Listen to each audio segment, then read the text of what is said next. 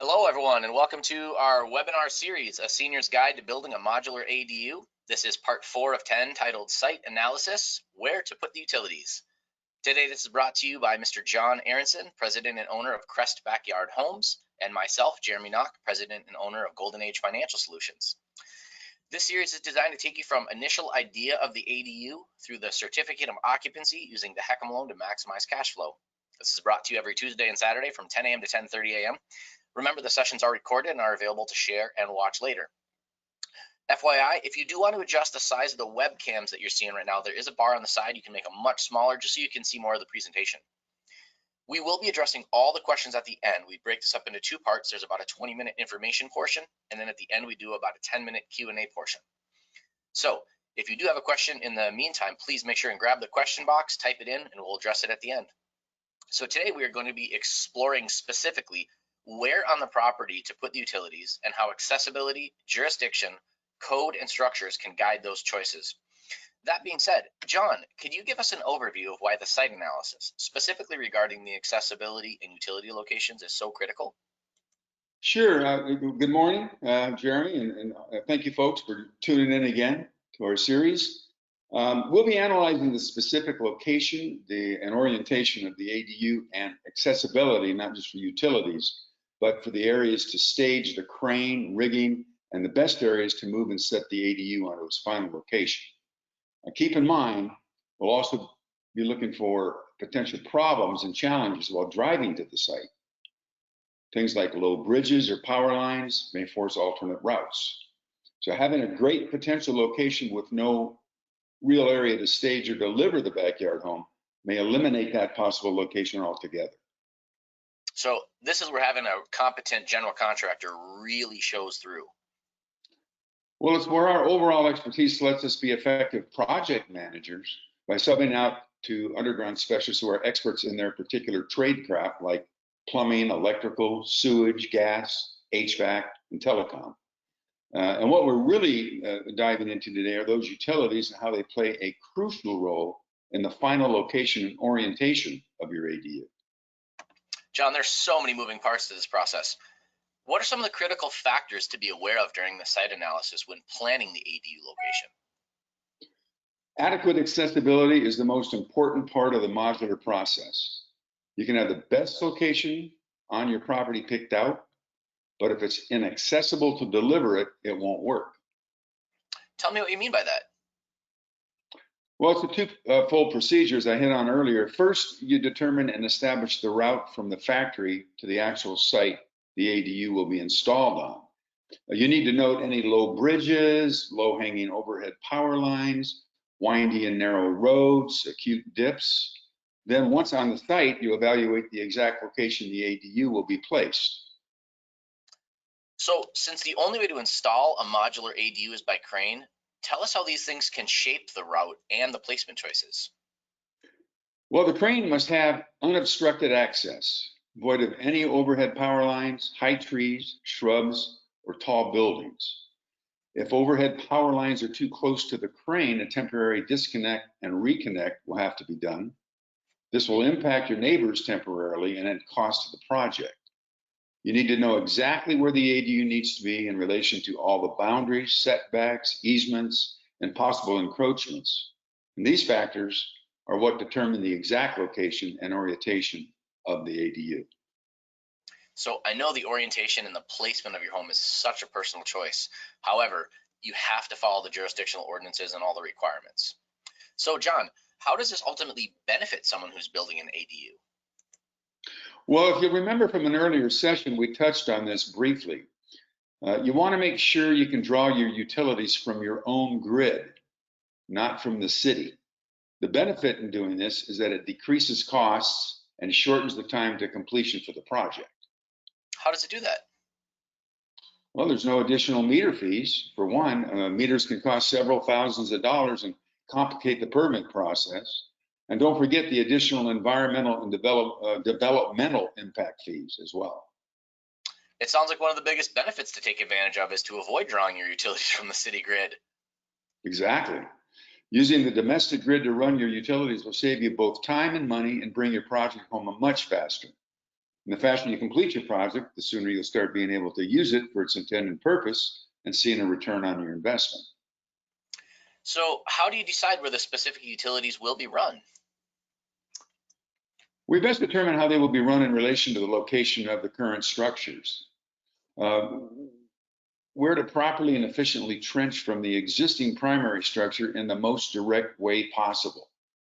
In a perfect world, they'll all come together on the side of the ADU, which should be as out of view as possible. Okay. So John, let's start to examine each of these utilities individually. Now, since it will be affected by and affect so much of the build, we'll start with the electric. Why don't you walk us through the determination process for the electricity demands? Okay, first you're going to need to decide if the backyard home is going to have air conditioning. This is going to determine if you will need to increase the size of your panel and your power capacity. So remember, folks, starting January 1st of 2020 this year, any new residential construction must install solar. So John, tell us how those two factors affect the ADU build. Well, air conditioning and solar will help determine the panel size for the ADU.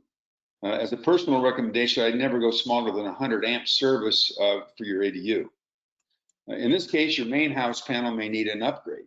For example, let's say you have 100 amp service on your primary residence and your backyard home requires 50 amps to operate the home, and air conditioning requires 50 amps or so.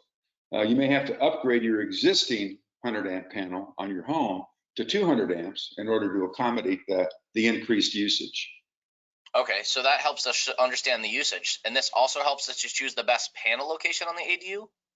Yep. You'll want to place the panel in an easy to access location. However, you don't want to be looking at it or any other utilities for that matter from your pool or your patio. I agree.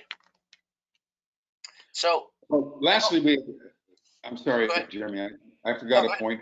Lastly, we account for the spacing requirements between all utility lines if we're using the same trench. And this is important. All these factors will determine how the electric is run from the home to the ADU. Okay. So John, let's look at bringing in the water next. Now, water is a different process since we try to rely so heavily on gravity instead of pumps. Talk us through the determination process for the water demands. Well, you need to determine the size of the home's main water line. Many older homes have inadequate mainline water service. It need to be enlarged to accommodate the service for the ADU. Is there anything to pay special attention to once that line is located and examined? Yeah, it'll need to be upgraded if it's damaged or deteriorated. It may need to be retrofitted if the lines are too old, rusted out, or too small. In some cases, the water main might even need to be completely retrofitted. Well, I know that many times that isn't discovered until the project's already started. So folks, just be prepared for potential additional costs and time delays should that happen. Now, John, why is it so important to understand the condition and age of the line? 2 words, water pressure. If your current pipes can't withstand the increase in water pressure, they can burst and cause very expensive damage. Okay, so what else do you think about once you know the condition of the current pipes? Well, you have to be able to answer questions like, what is the service capacity of the water now? And can the current water pressure capacity handle increased demand? So how do these answers guide us during the ADU build? These answers will help you determine what the capacity and condition is and whether it will be sufficient to accommodate increased demand for your ADU. Anything else to keep in mind for the water? We also have to consider spacing requirements between all the utility lines if we're using the same trench. That's really important. Okay. So John, since this next one usually goes hand in hand with the water, can you talk us through the sewer utility next? Sure. This is where the topo will really come in handy. It'll determine the location of your main sewer line. It most generally runs down the middle of the street or the alley, if you have an alley. However, it rarely shows where the lateral lines run from the street to the primary residence. And this is going to have to be determined and evaluated by your contractor. For those folks that don't know, the lateral lines are the lines that run from the main sewer line in the street or the alley to your home. Okay, so once you've located the sewer line, what's next? Well, you're going to need to determine what type of sewer line you have. It'll either be clay, cast iron, or ABS. It's usually older homes that have the clay or the cast iron. Anything built in the 80s or after should have ABS. Next, you'll need to determine the age of the sewer line. While most sewer lines can be retrofitted to accommodate the new sewer line materials, do note that it will sometimes be necessary for a complete retrofit on the sewer line. The type of line, the age, the current condition, all determine if it needs to be upgraded or retrofitted. Well, what if someone has a septic system? Oh boy, septic is a whole other animal. The first thing to note is the percolation. Can you tell us what that means? Yeah, it's the rate of fluid and movement through the soil. Well, what if I have an existing septic system? Well, even if you have an existing septic system, you'll need to have a septic specialist do a percolation and soils test in order to determine the additional requirements that you'll have for the ADU. There's always going to be upgrades. Okay, so what else does that specialist look for? Well, they're going to determine if your existing septic tank is large enough to accommodate the increased demand imposed on it by the ADU. They'll also confirm if your leach lines and leach field have to be extended in order to accommodate additional usage. Anything else? Yeah, the key points are the location of the tank and leach field, and its location in relationship to the ADU and the primary residence. So why is that important? Well, because if you can't put your backyard home over, you can't put your backyard home over the septic tank or leach field. So you'll also need to follow setback requirements for any environmental guidelines. So what do we look for there? Specifically, the location of your ADU, will it be uphill, downhill, or level with your primary residence? And what does that tell us? Well, obviously, if it's downhill from the residence, you're either going to have to pump it up to your existing tank or possibly even install a dedicated septic system. May even require a whole new approved waste management system for the ADU. As always, spacing requirements apply between the leach field, septic tank, and other utility lines. That is a lot of variables. I can see why it's considered a different animal. Now, John, let's talk about the next one, and that's the gas utility. Well, grab your topo again. The topo will also determine the location of the main gas line, and it can run parallel, and in many cases does, down the middle of the street or alley with other utilities. So remember, folks, the goal is to use the existing gas meter to save time and money. So, John, what are we looking for after we know where the main gas line is? Well, you need to determine the location of your current gas meter, which is generally on one side of your home. You'll start by, you'll be starting from your own gas meter and running it as directly as possible to the ADU.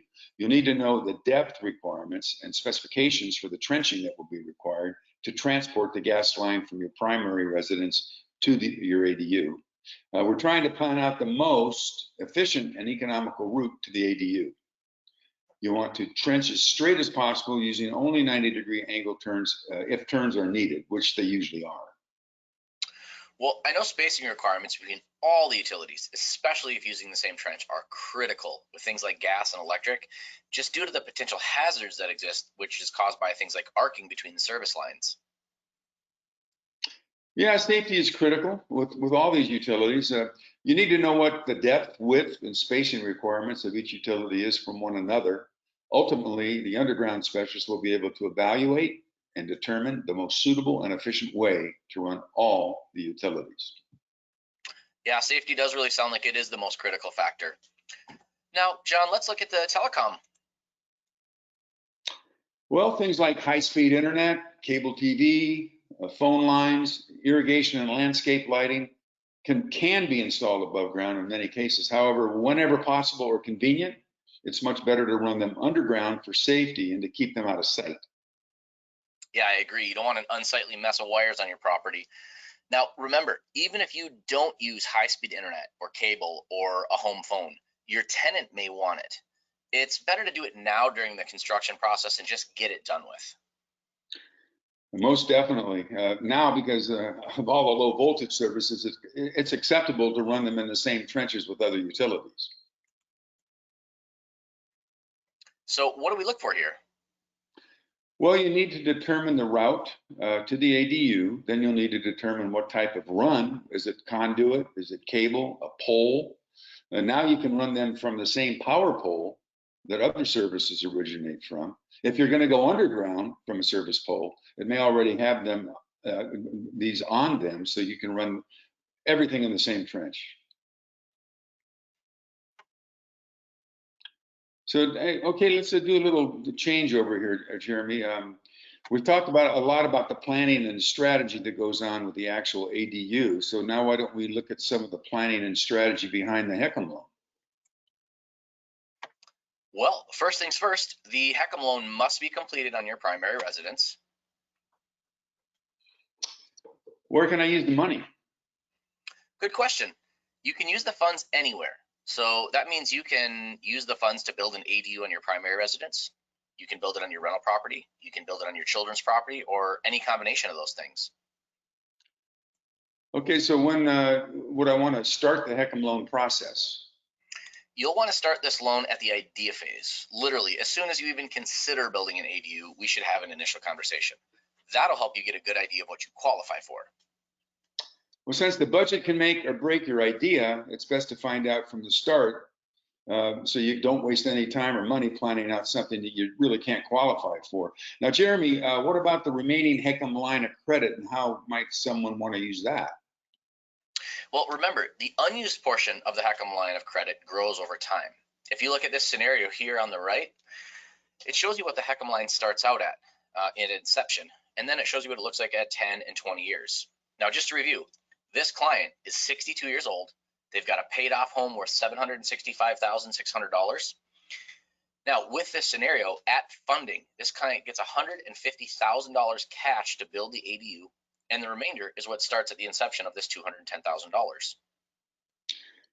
So just how do you determine cash flow needs for the future? So the first thing I look at is retirement plans. Are they already retired or about to? Are they still making a mortgage payment? Then I look at their current cash burn rate. How much debt are they paying on? How much are they spending on other bills like medical or maybe adult children?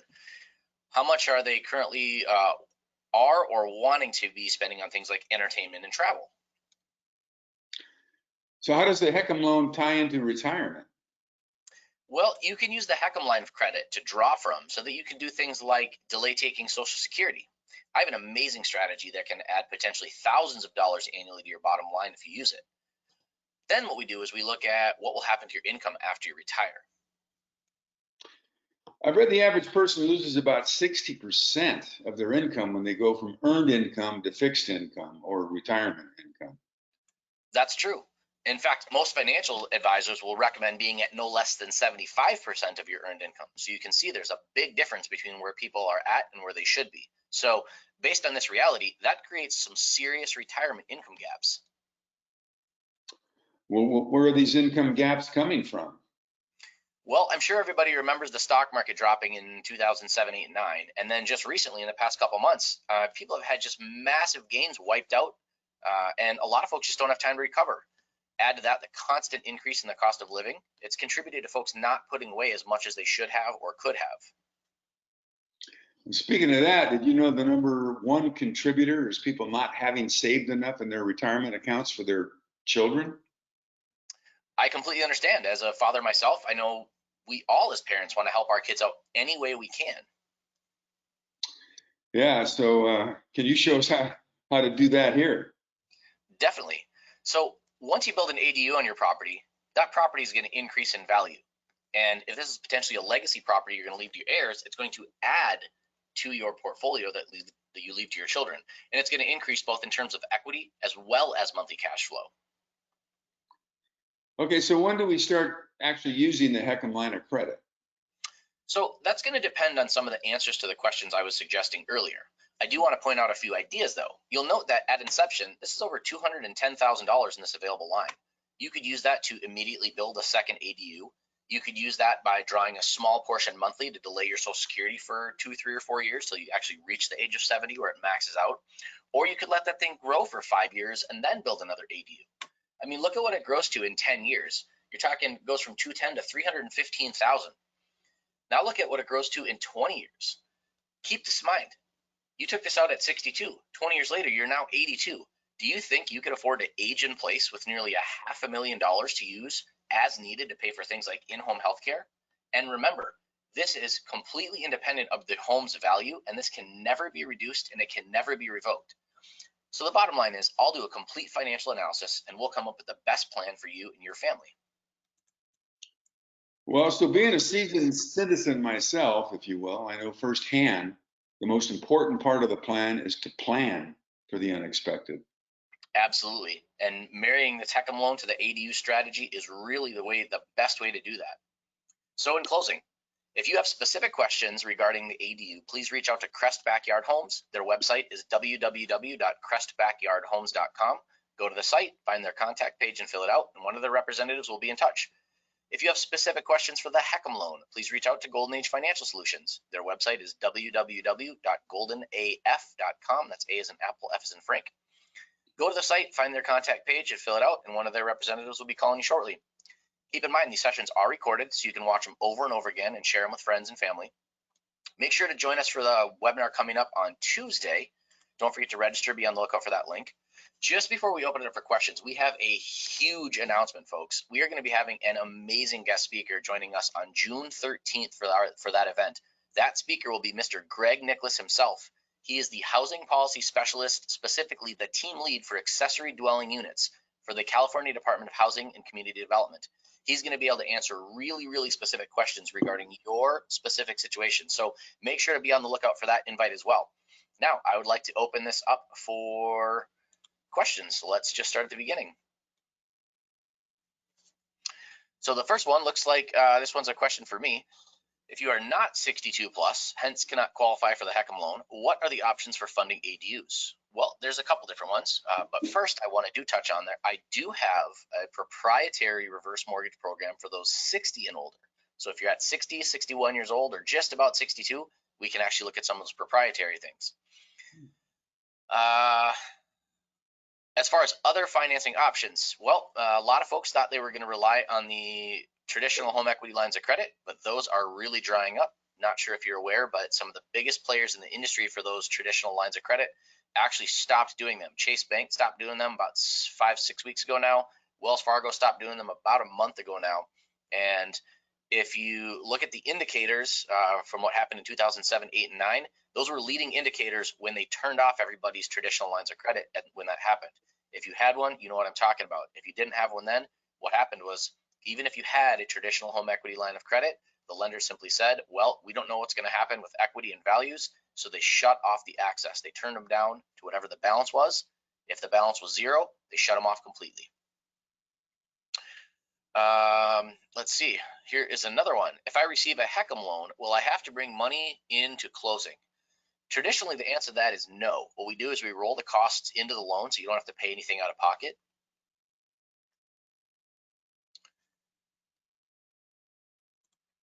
We have another question in the chat. It looks like, again, how long does it take to close one of these things? Traditionally, it's between 25 and 30 days to close a HECM loan. Got another one. How much can I get? Well, that's kind of a broad question. There's two actually types of reverse mortgages that we've been talking about. One is the HECM loan, and that's the FHA insured one. The proprietary one, we don't really have a limit on value. We can do these things up to $6 million loan amounts. So if you have a very large home value, $10, $12 million, we can access up to $6 million without ever having to make a monthly payment on that. It's never required. So if you are a seasoned investor that happens to have a multi-million-dollar home, maybe you owe a little on it, maybe you don't, maybe it's free and clear, and you have multiple rental properties that you would like to put ADUs on, this can be the perfect strategy for it. In fact, we were just talking about another client recently. He's got nearly a $4 million house, and he qualifies to be able to take advantage of putting 1 to 2 ADUs on each of his 4 rental properties. So there's a huge opportunity in this case to create massive amounts of cash flow without ever having to make a mortgage payment. And if you think about what that does in terms of legacy, every one of those rental properties is going to increase in value by putting 1 of those modular or 2 of those modular ADUs on it. These are all really good questions.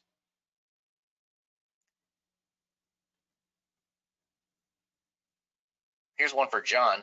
What is kind of the average cost if you have to retrofit something? That's kind of a broad question. That's a very broad and general question. I won't even go there. In everything, you got to understand in this business, and regardless of whether it's ADU, new construction, remodeling, room additions, everything is site specific. So the only way you can determine that is by going out and doing an actual site evaluation. Now, having said that, you can't even always tell then what a total cost for a retrofit is until you actually start digging into it. That's the unknown. That's where a lot of variables exist. And that's where a lot of people, both homeowners and contractors, can get themselves in a world of hurt. Got it. What about maybe we just talked about one of them briefly. Just what do you see as far as maybe an overall cost for, let's say, if somebody had to retrofit their sewer line? Let's say it was an old one, clay, you dig in, and the just because of shifting soil, the clay pipe has broken. Maybe they didn't even know it was broken before everyone dug in. What's something like that cost to go take the old clay pipe out and put a new ABS pipe in? Well, if it has to go all the way back to the main line in the middle of the street, it could cost a fortune. I mean, it costs thousands of dollars. If it's just let's say a few feet, you might have a broken clay pipe or a broken cast iron or rusted through cast iron pipe. You might only have to go a few feet in either direction, put in a couple of fittings. There's adapters that adapt the newer materials to the older materials that can be used. That's the cheap and easy way. And I'd say the better part of the projects that we get involved with where that should come up, it's generally the latter as opposed to the former. If you have to go all the way back to your street, and I have seen it happen a time or two, it can be extremely expensive and totally catch everyone by surprise. Well, that's actually really good news that, if there's a small section that is broken, you can just kind of go remove it, replace it with the newer materials, and use those retrofitting pieces of equipment to really take advantage of that. It's really going to save people a lot of money from having to go back and do a retrofit from the street all the way up to the house. I know that. Absolutely. Okay. Let's see.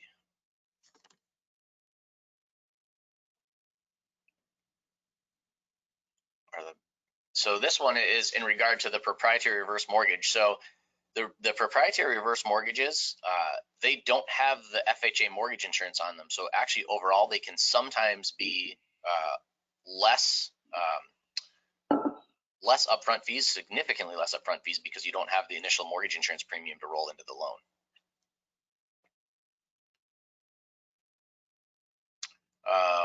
How much I got one. Go ahead. I'm sorry. So this was just one last question tied into this. It was, how much is the mortgage insurance premium? So if you do one of the HECM loans, the FHA insured ones, it's going to be 2% of the value of the home up to a value limit of $765,600.